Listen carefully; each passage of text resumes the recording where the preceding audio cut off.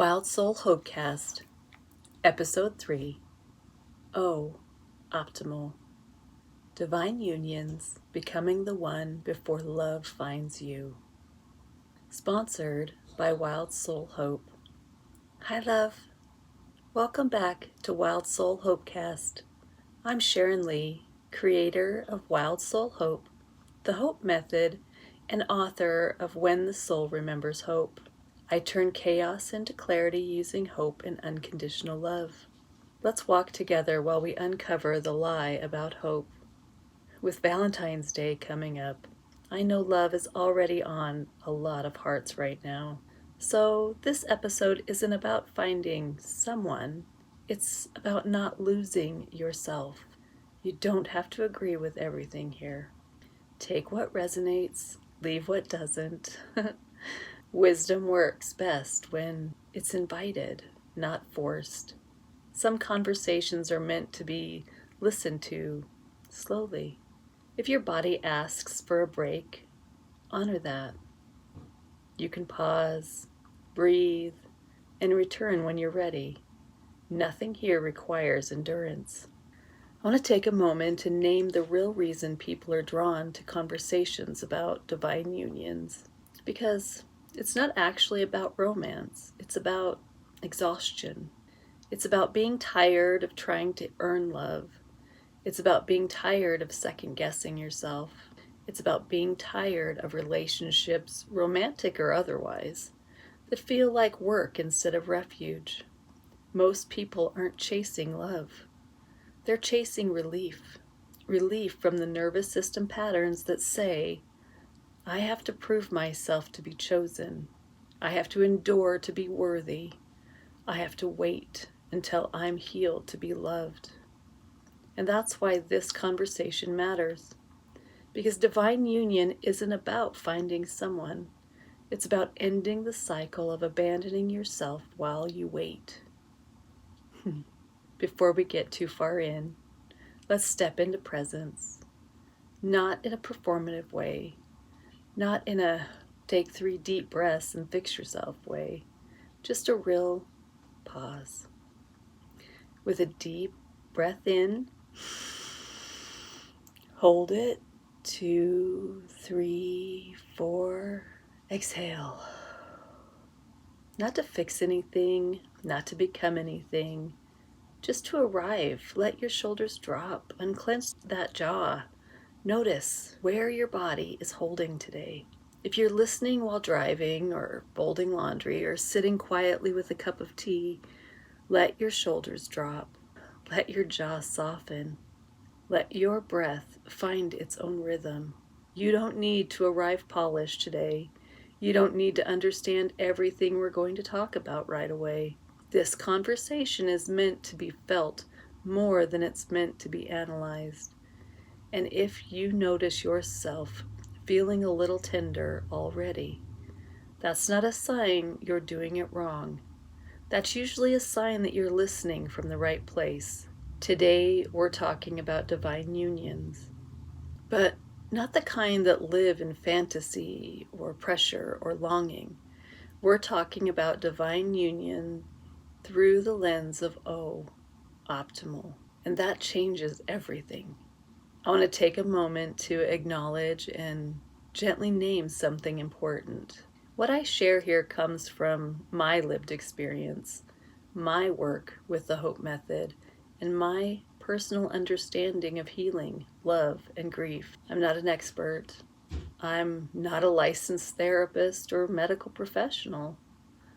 And this podcast isn't meant to replace therapy or professional care. Think of this space as reflective, educational, and supportive. A place to explore ideas, not a place to diagnose or treat. And if anything that comes from you feels overwhelming, I always encourage you to reach out for professional or holistic support. Healing is not something we're meant to do alone. But sometimes we can be stubborn and try. I want you to understand the age-old question, Why is divine union so often misunderstood, and how does it relate to what is optimal? Let's dive right into it. The phrase divine union gets used a lot, and honestly, it's been stretched so thin that it barely resembles what it was ever meant to describe. For some people, divine union has become this mystical finish line. The person who will finally see you for who you are, heal you, choose you, stay. For others, it's been romanticized into something that excuses chaos. If it's hard, it must be destiny. If it hurts, it must be deep. If I'm confused, it must be spiritual. But real divine union doesn't demand suffering as proof. In the Hope Method, we talk about how love that is aligned doesn't create constant dysregulation. It doesn't keep your nervous system guessing, and it never requires you to abandon your own truth to keep it alive. Divine union isn't about someone completing you. It's about meeting someone from wholeness, not from hunger, fear, or survival. And before we can talk about partnership, we have to talk about the longing that lives underneath it. And while we're at it, we will discuss the waiting and the winter season as one of the seasons of hope, or seasons of your mental well-being. Many of you listening know this feeling. Not desperation, not fantasy, but a quiet, steady longing. The kind that doesn't scream. It hums. You sense that love exists in a form that feels safe, mutual, and grounded, and yet, it still hasn't arrived. And maybe it arrived once and left through loss, or maybe it came wrapped in confusion and taught you what love isn't. And when love doesn't arrive on our timeline, we often turn inward and ask the wrong questions. What's wrong with me? Why everyone else? Why not now? Why? But I want to say this gently and clearly. Longing is not weakness. Waiting is not failure. And being alone does not mean you are behind. In my book, When the Soul Remembers Hope, I write about waiting seasons as winter. They feel long, quiet, still, sometimes endless. But winter isn't empty. Winter is where roots deepen, where unnecessary layers fall away, where the soul learns patience, not as punishment, but as preparation. Sometimes the waiting isn't keeping something from you. It's shaping you into someone who can hold what's coming. And this is where the O in optimal becomes essential. You might ask, what does optimal really mean? O in hope stands for optimal, not perfect, not healed in every way, not even finished. Optimal means aligned. It means choosing what supports your nervous system, your truth, and your long-term well-being, even when those choices are quieter, slower, or less dramatic than what you've known before. When we apply O optimal to love, it asks different questions than the ones we're used to asking. Not, do they want me? But, do I feel safe being myself here? Not, is there chemistry? But, does my body relax or brace? Not, can I make this work? But, is this actually good for my life and the goals I've set for myself? Hope teaches us that optimal energy doesn't chase connection.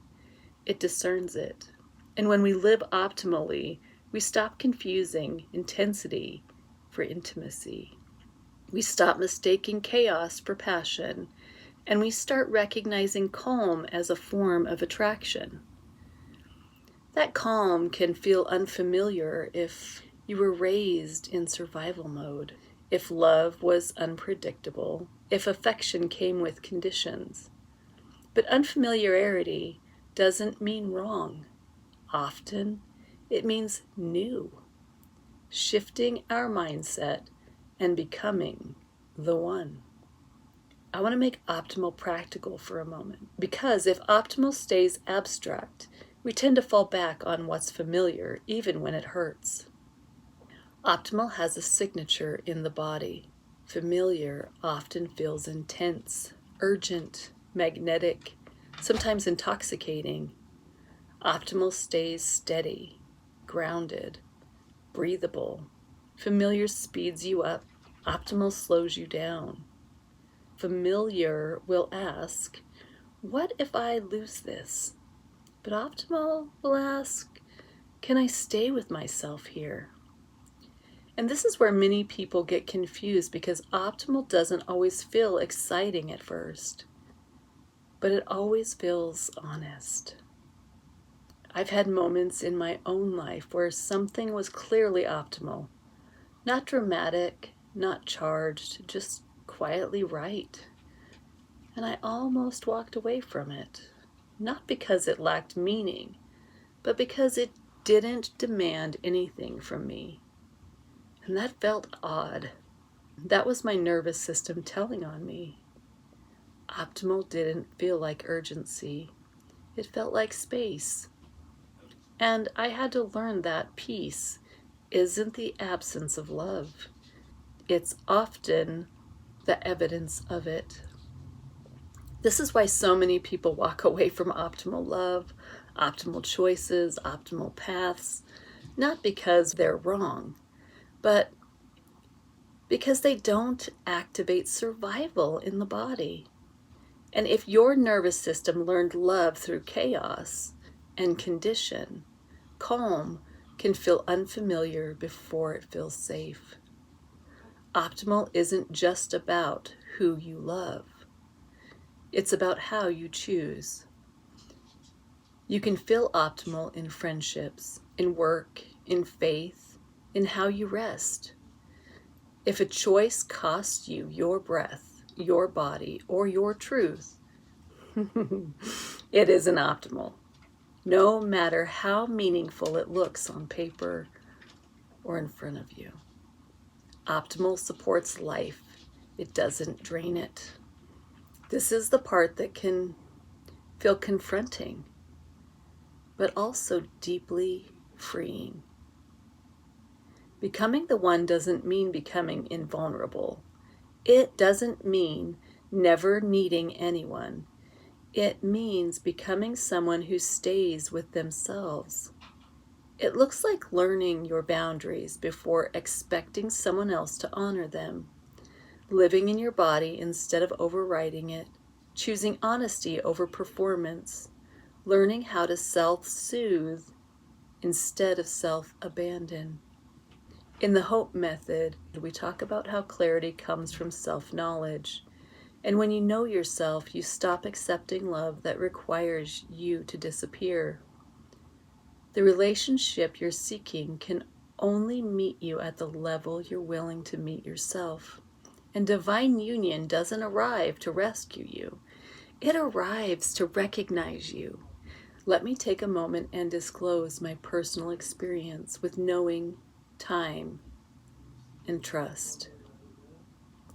There's something personal I want to share here. Not to be sensational, not to convince anyone of anything, but because discernment and honesty matter to me. Since I was a small child, I've had intuitive dreams, very clear ones. Dreams where I sensed births before they happened. Dreams where I felt deaths before they arrived. I couldn't always see faces, but as time went on, I learned how to discern the clues left in my waking state. As a child, I didn't have language for that. I just knew that sometimes time moved differently for me. And for a long time, I didn't want that gift because knowing can be heavy, because awareness can ache. But over time, through grief, loss, and deep surrender, I came to understand something important. These experiences were never about control. They were about witnessing. They taught me reverence. They taught me impermanence. They taught me how thin the veil is between love and loss. And they taught me to walk gently, especially with unconditional love. Through that patient and sometimes aggravated impatience, I learned timing, guidance, and why this podcast exists now. And I'm sharing this not because my experience is unique, but because it helped me recognize something many people are feeling right now. As I've grown older, that intuition connection has matured.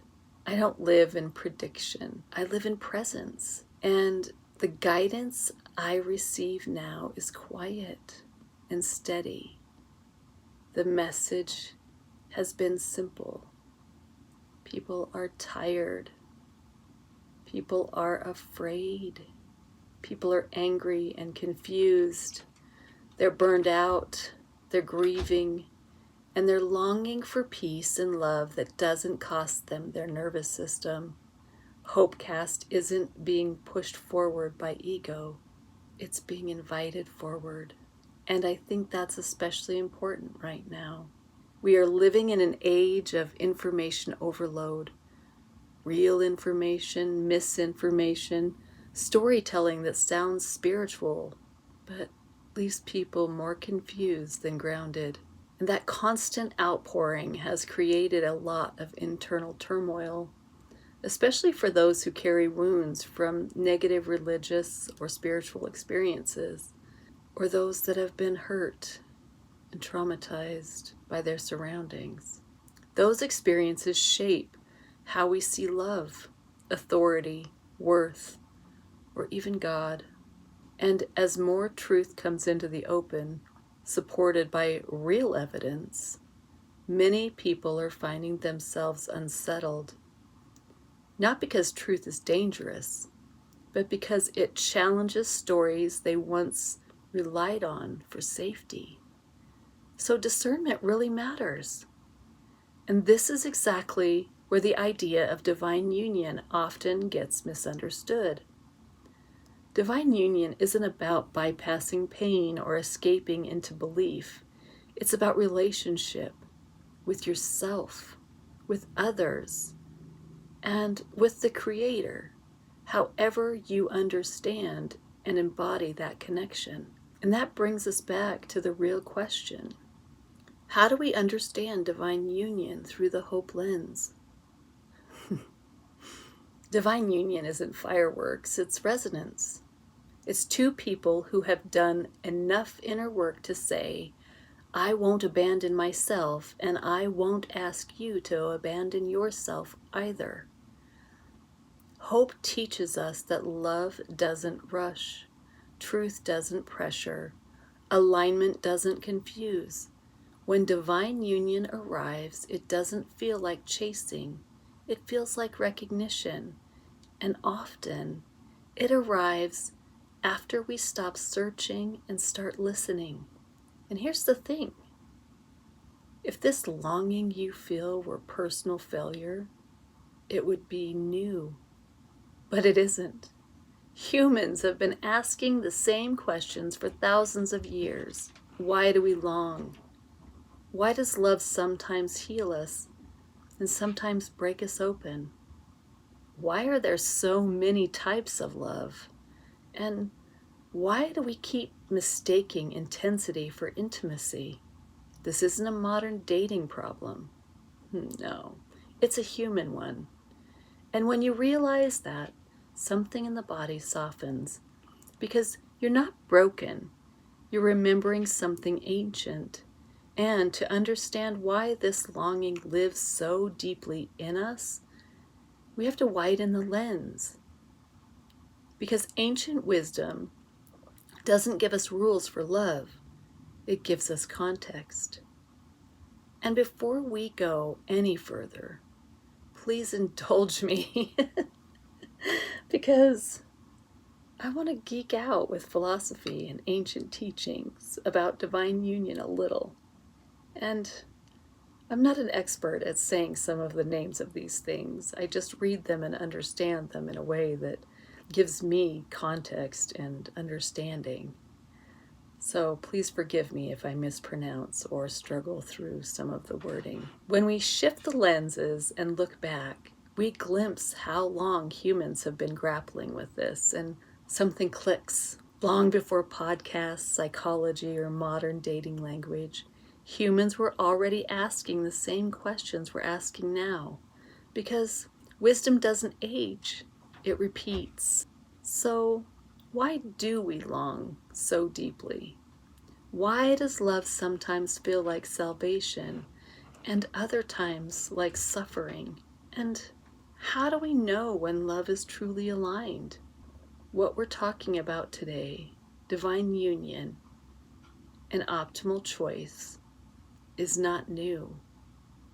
It's not a new conversation. It's just a good one. It's ancient. And when we remember that, something in the body exhales. Like in ancient Greece, Plato shared a story that many of us know, even if we don't realize it. He said humans were once whole beings, powerful, complete, and that they were split apart. And ever since, we've been searching for our other half. But here's the part that often gets missed. The story wasn't meant to teach us to need someone. It was meant to explain our longing to remember ourselves. And this is where ancient wisdom meets modern healing. If you're still listening right now, I want you to stay with me, because what comes next is where people usually disconnect. Not because it's untrue, but because it asks us to release the idea that love is something we earn. And if you've lived in survival your entire life, that can feel super scary. But this is where everything we've been talking about starts to come together. The ache isn't for another person. It's for the parts of us that were separated through fear, trauma, conditioning, and survival. When we chase love to feel whole, we hand our power away. But when we reunite with ourselves, love becomes a choice, not a lifeline.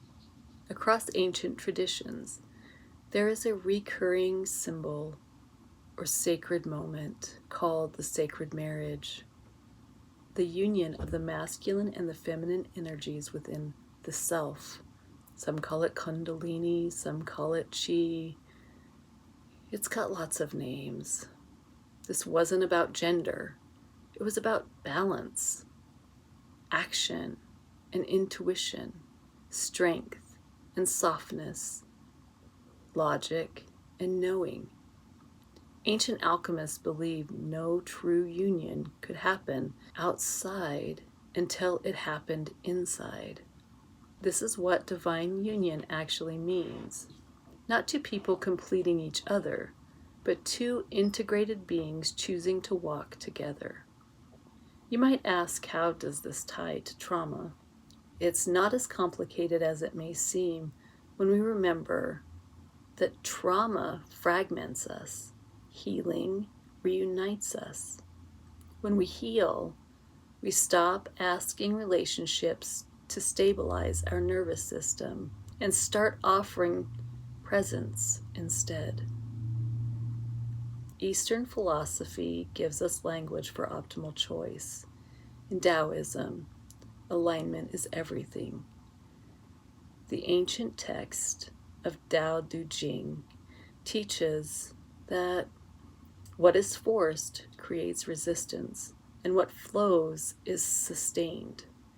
This supports the O in hope as optimal. Because optimal doesn't mean easy. It means energetically correct.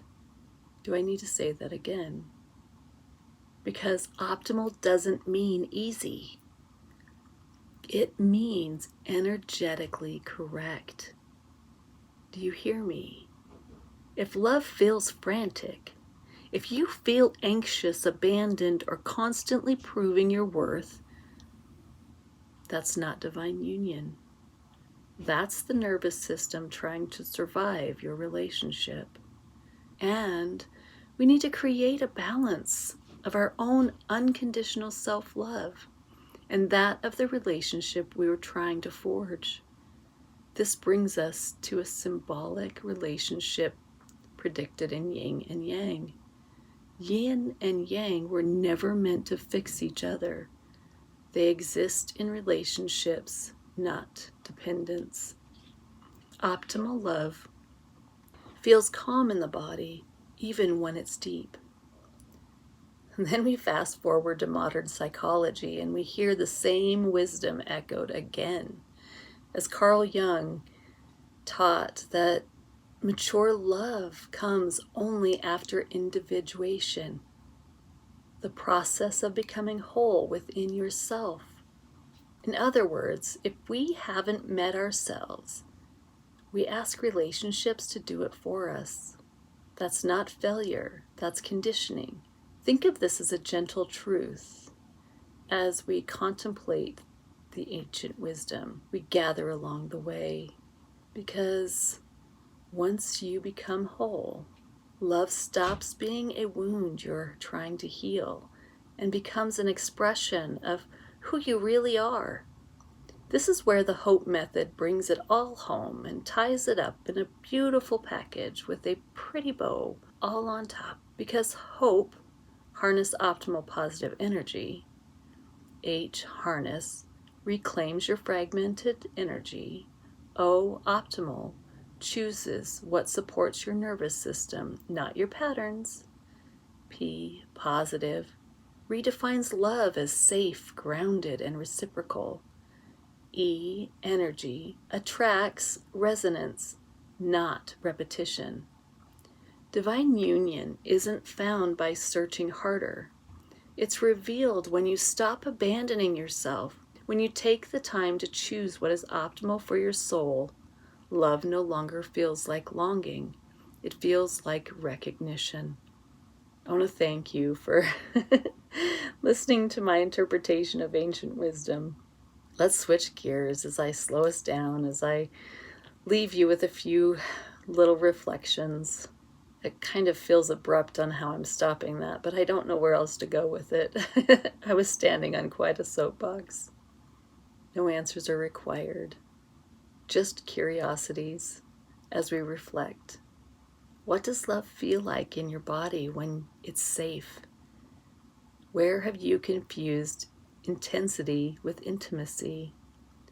What parts of yourself are you still learning to trust? What if waiting is shaping you, not delaying you? What if the love you're waiting for isn't late? What if it's waiting for you to stop rushing past yourself? And one final question. What if divine union begins the moment you stop leaving yourself? Thank you again for holding this space with me today.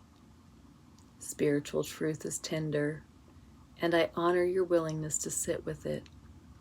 If this episode stirred something, curiosity, emotion, resistance, let it unfold gently. Not everything needs to be understood right away. You don't have to chase what's meant for you. You just have to be present enough to recognize it. Hope isn't something you force, and it's not wishful thoughts. It's presence. An ancient wisdom would tell us that hope is alignment, because it is the quiet knowing that rises when we stop resisting reality and start moving in aligned relationship with ourselves. The Greeks spoke of hope not as optimism, but as endurance, the ability to remain present inside uncertainty, while Eastern philosophy taught that what is forced collapses and what is aligned sustains, because hope, in its truest form, is not wishing for a different future. It's choosing the most truthful step available in this moment. The greatest takeaway about hope is that hope lives in the body before it lives in the mind. It shows up as steadiness, as breath returning, as the ability to stay. Wishful thinking asks life to change so we can feel safe. That's people pleasing, in case you were wondering. Until next time, remember this. Hope asks us to become safe within ourselves so love can return and life can respond. Hope is not something we chase. It's something that appears when we're in alignment with what is real. Hope is alignment with what is real and life-giving, especially when the outcome is unknown. This is where hope becomes the tangible felt sense that comes from choosing truth over fear, one moment at a time. Divine union is not found in another. It's revealed when unconditional love meets hope. And we finally stop abandoning ourselves. It's something you remember because sometimes all you have left is hope, and sometimes hope is enough. Talk soon.